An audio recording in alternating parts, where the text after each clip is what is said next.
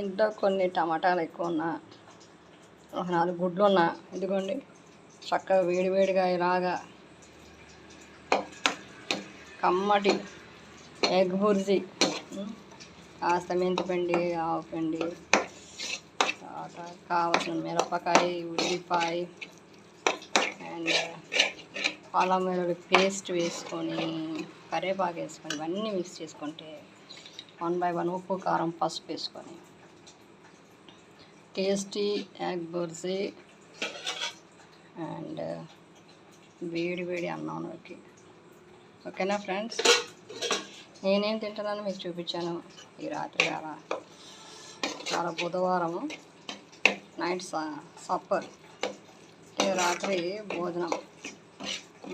మీరేం తింటున్నారో కామెంట్ సెక్షన్లో మెన్షన్ చేయండి. కడుపు నిండా తినండి, హ్యాపీగా ఉండండి.